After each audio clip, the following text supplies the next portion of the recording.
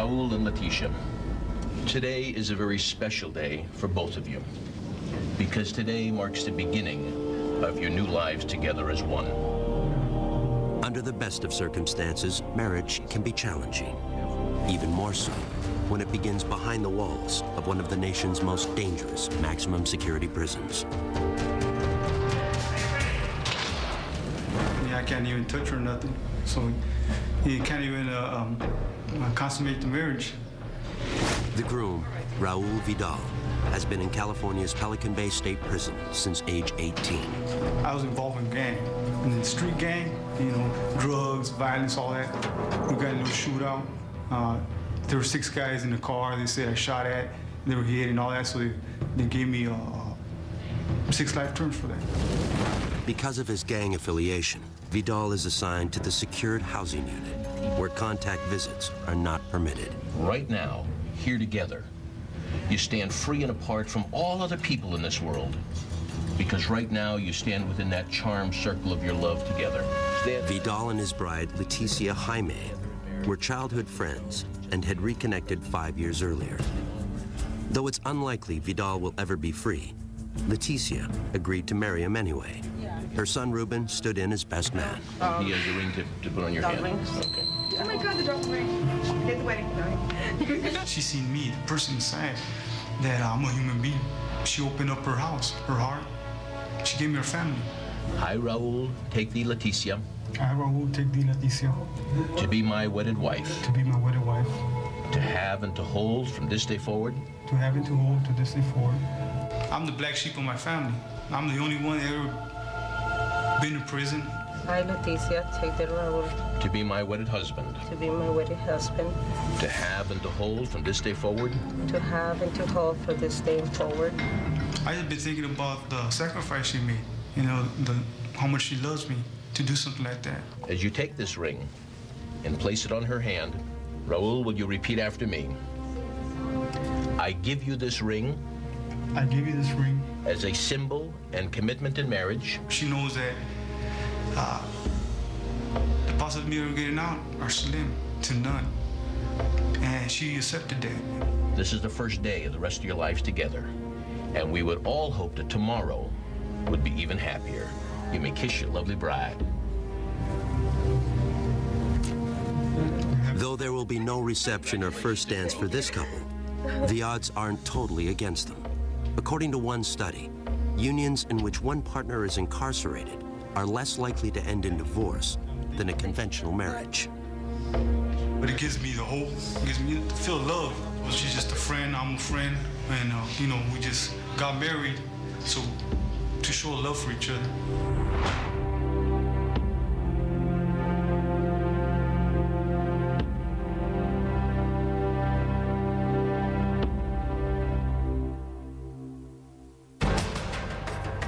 Next on Lock Up Raw, Prison Love. Just being cuddled up with a female makes you appreciate the little things in life. A rare night of physical intimacy for a convict and his wife. And later, I begin to hear people talk about, oh, she's got sentenced to death. She's going to die for the crimes that she committed. Identical twins divided by death row.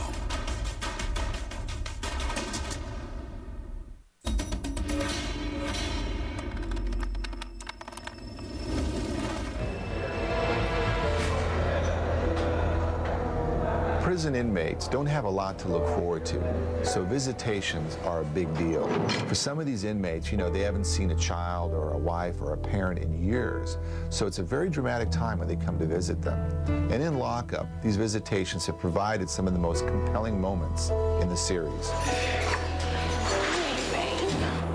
And few visitations provide as much drama as conjugal visits, when an inmate is allowed an overnight stay with his spouse.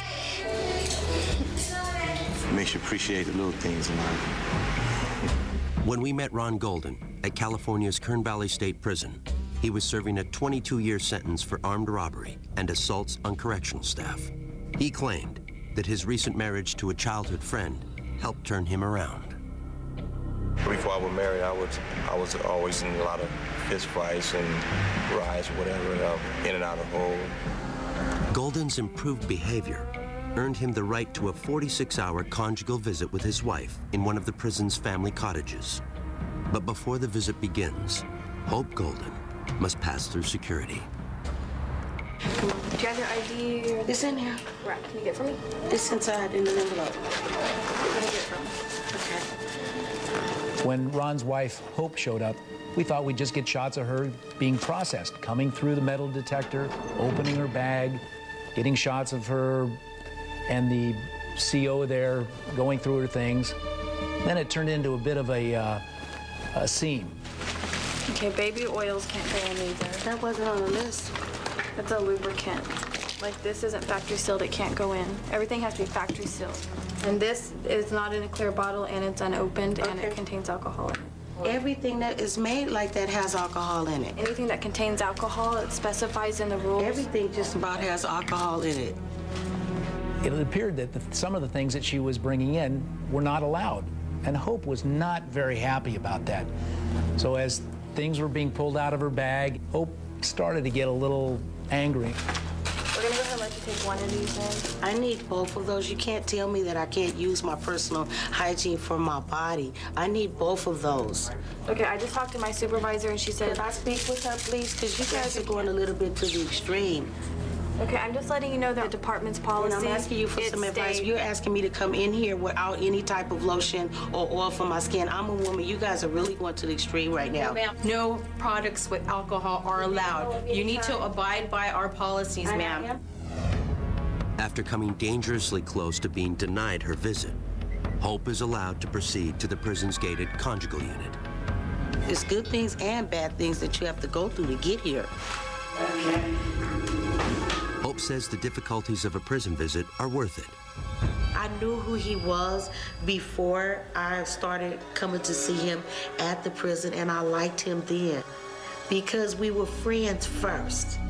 And that's what made us bond as lovers even better. And it was special because we didn't make love till we got married. And that's something that I never did before. So I was happy about that too. What are you guys gonna do for 2 days?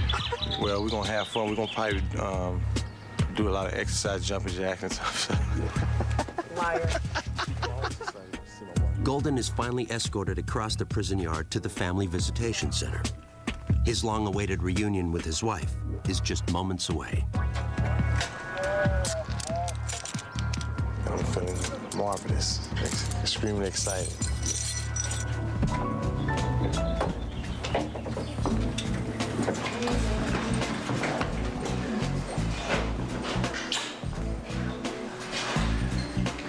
You nervous? Mm-hmm. I know this. We ain't used to this. You know, sometimes when a camera is in the room, people are not going to act naturally. And Ron and Hope both knew that we would be there for the beginning of the conjugal visit, certainly not during any part of the conjugal visit. Oh, the crew was real nice, very pleasant. But as I stood to the back of the room to get kind of a wide shot, I could hear them talking, saying, "Is he gone yet? Is he gone yet?" They just wanted me out. But visitation is also bittersweet. Our crew saw how much so at Indiana State Prison when the family of inmate Jerry Bonds arrived for their first visit in months. To be honest, I grew up with a two-parent, middle-class home. You know, my brother and, you know, my older brother, and they all graduated from college. You know, I just happened to just go down the wrong road with selling drugs and ripping around in the streets. Bonds is serving 85 years for robbing a liquor store and killing the owner. I had two daughters at the time, and my girlfriend at the time, she was pregnant with my son, so she was too much pregnant when I got locked up. That child, Bonds' son Eddie, was 8 when we shot at Indiana. Even though he had never lived with his father, Eddie was missing him nonetheless. He actually shot a person, and he didn't mean to, but when I see him again, I want to live with him and be with him together so we can go to the park and the museum. His youngest son cries sometimes because he doesn't have his father around. And there's some things that he really needs to be in his life for. But Bonds has had a tough time following the rules in prison as well. His last infraction was for attempting to intimidate an officer. That, along with 3 urine tests that proved positive for marijuana, has cost Bonds visitation privileges with his family. He had only recently gotten them back, but with restrictions. So right now I'm on non-contact status. It's like through the phone and the glass. How did you react when your son told you that he wasn't going to have contact visits anymore? Well, I was upset at first, and I even threatened him to not even bring his kids up here, you know. And I was very upset with him. Matter of fact, I was so upset with him I couldn't think straight. Bonds acknowledged that his actions, both in and out of prison, don't set the best example for his children. And it's like, how can I tell you guys to be good and do good in school and stay out of trouble?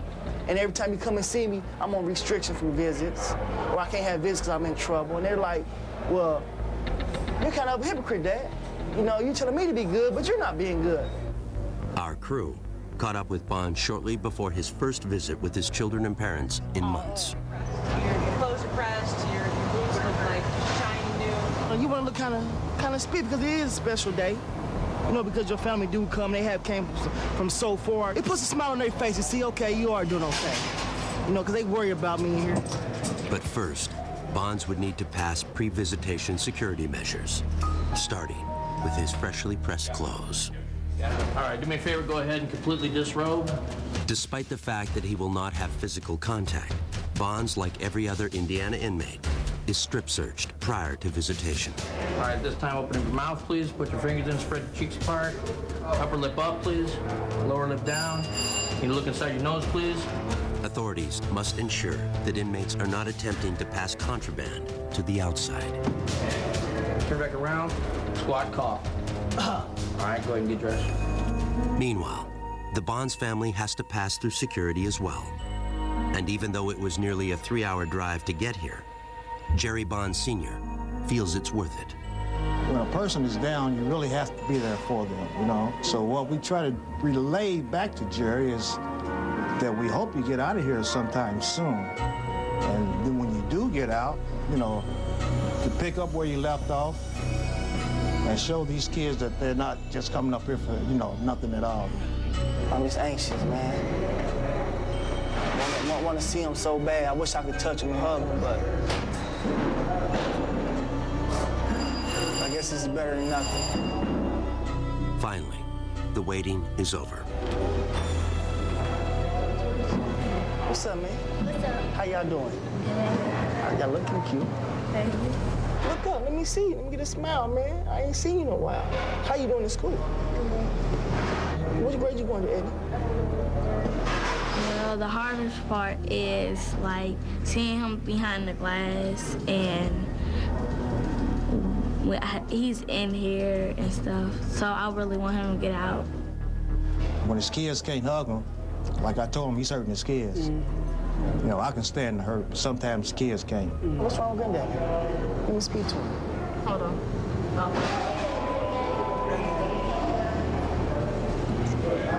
What's going on, man? Hey, what's happening, Dad? How you doing? Staying strong? Yes, sir. Yes, sir. Hey, thanks for bringing him up for me, Dad, man. Well, I want to let him know that we love him no matter what, but make it easier on us when we come up here. We're in here with you. Don't make it to where we are locked up, being locked up. You know what I'm saying? Hey, have I ever told you I loved you, guys? Have I told you I loved you? I love you guys. And I'm sorry, okay? Would you guys forgive me? Limited to only 30 minutes, the visit hardly seems to have begun when it's time to leave. I love you. Y'all be good. Bye-bye. All right, stay strong. Yes, sir. I'm praying, hoping that this is the last time they had to come up here like this and see me behind the glass, because it's not a good feeling. Not a good feeling. I just feel about when I don't see him anymore, I get sad, and when I see him, I get happy. I want him to be here, and then I don't want him to be here. I want him to learn his lesson while he's here, so that when he comes home, he knows right from wrong and know what to do and know what not to do. As a mother, I'd like to just touch him and are you okay? I want to give him a hug. And I haven't been able to do that, but I know one day I will. Coming up on Lock Up Raw, Prison Love. I love him to death. I'd do anything for Brad, anything. short of killing somebody again. The family bonds that lead to murder, and later. One of the first things that I noticed was something that I never thought that I'd seen a million years on a prison yard, and that's all of the cats. When inmates adopt. Especially when they're little babies and you can raise them up, pet them, you feed them, you watch them grow, and that's your cat.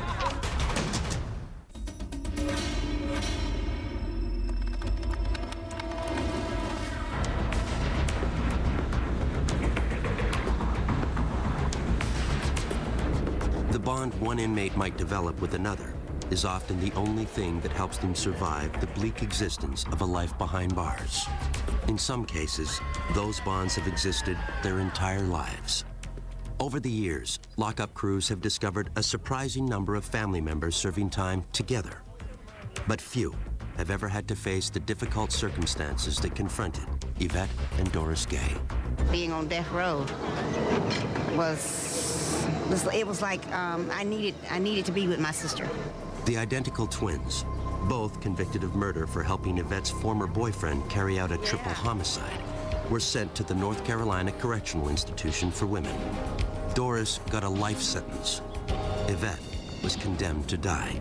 She told us about her first day on death row. I began to hear hurls and insults when I first got in the gate. I began to hear people talk about, oh, she's got sentenced to death. Oh, she's gonna die for the crimes that she committed. Even though they were housed at the same prison, the women were prohibited from seeing one another. But occasionally, Doris would catch a fleeting glimpse of Yvette.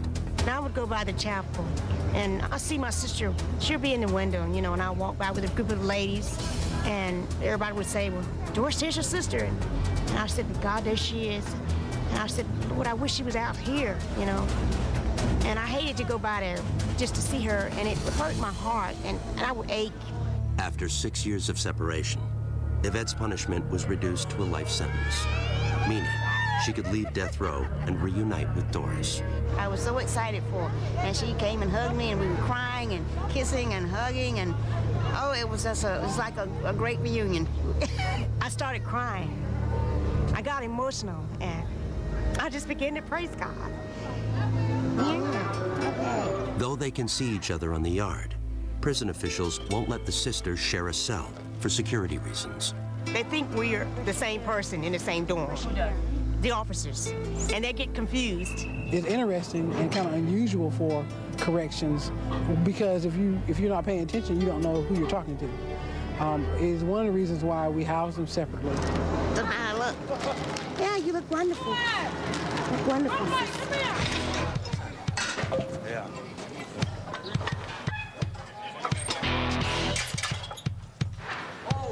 That's my only brother. We're really close, we're really tight. We eat together, we live together, we work together. Our visit to the Anamosa State Penitentiary in Iowa led us to another memorable pair of siblings, Michael and Brad Love, whose lifelong allegiance drove them to kill. Growing up, I wanted to be him. He's almost 4 years older than me, and I see him running around drinking and breaking into stuff and doing whatever he's doing, and I'm like, I'm gonna be like him. That's my big brother, that's my idol. And so, I kind of followed in the same footsteps. But as the Love brothers revealed to our crew, those footsteps led down a bloody path that ended at a holiday party in their trailer park. It was Christmas night, 1992. Me and my brother went to a party with what we thought were friends, but they tried to rob us to take the liquor that we had brought. And they just started beating me up. There was like 4 of them. They hurt Brad. I couldn't let him get away with that. They threatened his life, and I couldn't handle that. So we left, went to my trailer. I got a shotgun, my brother got a knife, and Gurkha machete, and we went back out there and did what we did. I remember Mike standing there, and he had the gun pointed up at the door of the trailer. And one of the dudes looked out the window, and he was like, F you, or whatever he said, and boom, then he shot. So I shot 3 people, he cut up 2. We were both charged with first-degree murder, which carries a life sentence in Iowa. And that's it. Life means you don't ever get out. But Michael wasn't prepared to see his brother suffer that fate. Brad didn't kill anybody. I'm the one that shot and killed the the guy. So I didn't think it fair for him to spend the rest of his life in prison. They come to me and say, if I pled guilty to first-degree murder, they would plea bargain him down to a lesser time. So he plea bargained down to 125 years, which to me, that's still excessive, but it's better than a life sentence. He gets to go home where I'll probably end up dying in prison. How does that make you feel?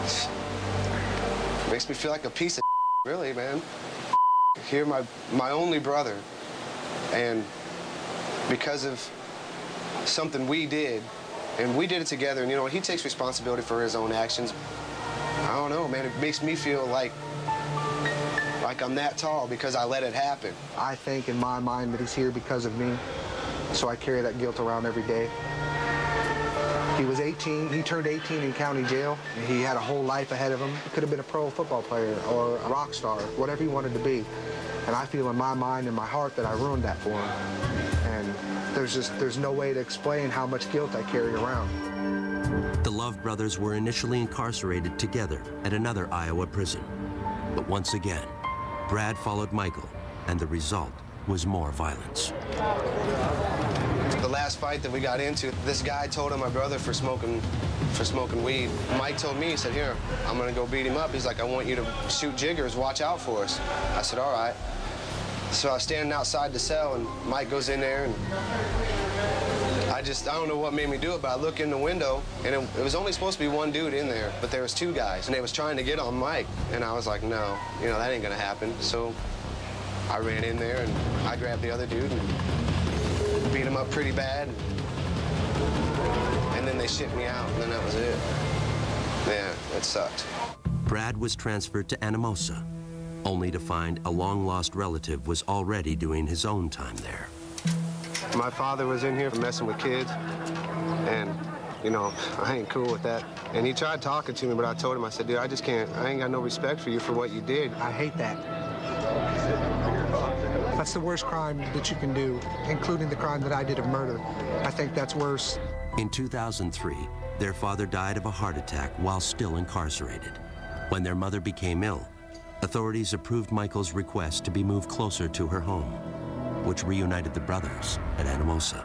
It's just excited to see him again, man. It was, you know, it's my brother. Can't ask for a better to hang out with. The Love brothers may have found their place, but as we learned, their bond has yet to face its ultimate test. I'll never see him again. Once he gets out of prison, that's it.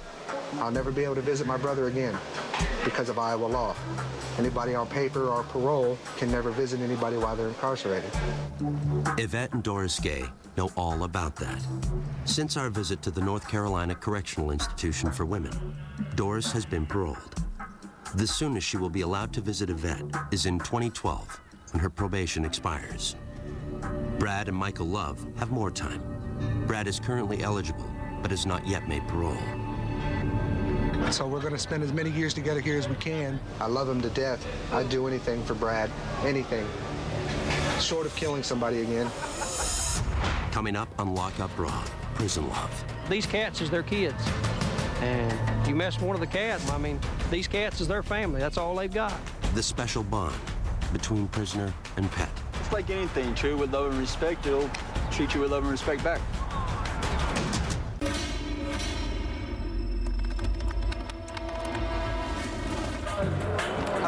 The social center of almost every prison is the yard. It's the rare space where inmates socialize, exercise, and occasionally fight to the death. But lockup crews have found that on some yards, even at dangerous maximum security institutions, inmates have found something to fill their hearts with love and nurturing, just not for each other. This is Bane. This is my buddy cousin, Ted. Nobody's family home cat I could see could be happier than these cats in here. One of the first things that I noticed when walking out of the yard in Kentucky was something that I never thought that I'd see in a million years on a prison yard. And that's all of the cats. They were all over the place.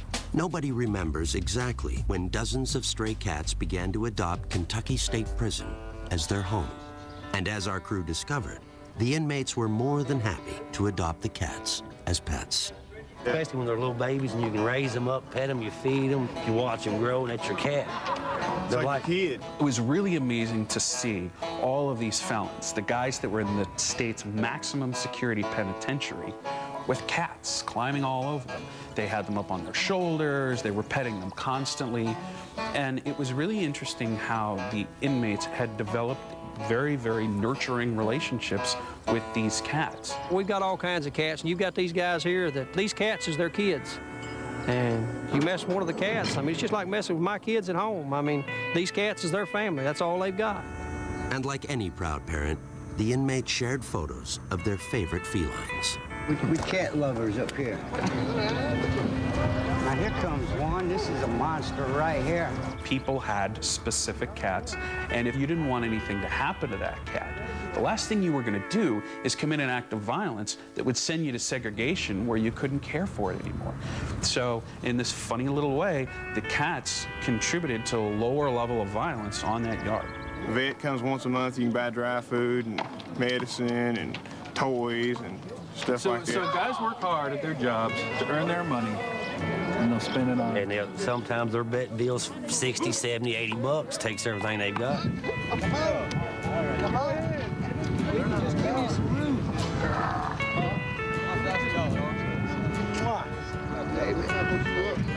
Red, I wish you cats would get together and get rid of some of these rats we got running around this yard, man. Don't like rats, man. Yeah. The people rats. Now, you leave the little bitty mice alone.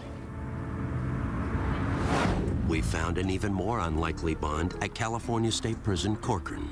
It's like anything, true with love and respect, it'll treat you with love and respect back. We were just kind of out on the yard shooting, and I looked over it and I saw these guys petting something. And at first I thought it was like a kitten, and it ended up it was a gopher that they had tamed. We shampoo them, give them little baths, bring the dirt mites in and play with them and let them run around in our cells, feed them apples, lettuce, take care of them, and they're good little pets. It's like the best companion I've ever had. A lot of the guys that we ran into have probably never had anybody, to love, or anything or anybody to love them. And, when you run into somebody who is, adopted a gopher and it gives him some sort of outlet for affection, it's got to be a good thing. But we found a very different case of inmate-creature bonding inside California's San Quentin State Prison. I'm Mike Miller is my real name, and the staff here call me the Birdman of San Quentin. The first day I got here at San Quentin, the birds seemed to have flocked to me for some reason. And I don't know, they probably think I'm the Birdman of Alcatraz. Maybe they're mistaken because he has a shaped head too. Miller was serving an 8-year sentence for burglary when he proudly showed us his cell, a virtual shrine to his winged friends. And ever since I've been here, the birds just come up to me like they know me. I got them landing on my shoulders and my hands and, different kinds of birds, not just pigeons, but I got the, the different kinds of blackbirds like the finch and the redwing landing on me. I think the birds is a good way of releasing a lot of tension and anger. And before I got arrested, my girlfriend used to chase the birds away. She didn't want me around them. And so when I'm in here, I have a chance to mingle with the birds. And basically that's about the only friends I got, but birds, I can't trust anybody else.